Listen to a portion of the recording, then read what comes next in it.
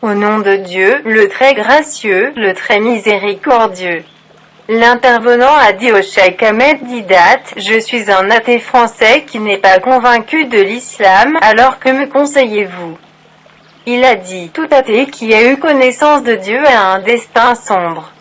Et quiconque dit, je me fiche de l'existence d'un Dieu destiné à la perdition. » Question. Qui ne sait pas sur le message de Jésus, Dieu lui demandera-t-il pourquoi vous n'avez pas cru en Jésus ? Bien sûr que non, parce que ce n'est pas juste. Dieu Tout-Puissant a créé cette machine, c'est-à-dire l'être humain, et chaque machine a un catalogue, tel que l'avion, la voiture et la machine à laver. Un livre qui nous apprend à utiliser et cette machine, c'est-à-dire l'homme, est la plus complexe de toute existence. Alors, devrez-vous quitter ça sans instruction ? Bien sûr que non. Nous croyons que Dieu Tout-Puissant est le Créateur et qu'il nous a envoyé les messages et avec des livres d'instruction, parce que l'homme est animal et s'il était laissé seul, cela deviendrait une forêt que les gens tueraient chacun autre pour le bien des ambitions et des désirs du monde.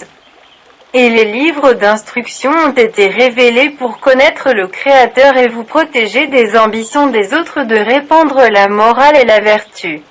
Ce qui s'est passé, c'est que ces livres précédents du Saint-Coran ont été fabriqués et corrompus et n'ont pas été préservés purs.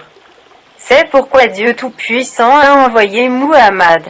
Que les prières et la paix de Dieu soient sur lui, avec le Coran et nous a dit que Muhammad est le dernier des prophètes, ma sœur, sans catalogue, il n'y aura ni morale ni vertu.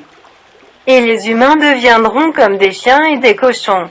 Exemple, Dieu Tout-Puissant a ordonné à une personne de ne pas épouser sa mère, sa sœur ou sa fille. Et pour vivre décemment, chaque personne doit croire au dernier livre, et Dieu Tout-Puissant a la préservé de la distorsion, qui est le Saint-Coran. Sachez que la vie ne se termine pas avec la mort du corps. Car à l'intérieur de vous se trouve une âme qui ne périt pas, mais vous vivrez une autre vie après la mort dans laquelle le bilan sera accompli. Exemple. Adolf Hitler a brûlé 6 millions de juifs et tué 14 millions de personnes pendant la Seconde Guerre mondiale, sera-t-il tenu pour responsable comme s'il avait tué une personne ?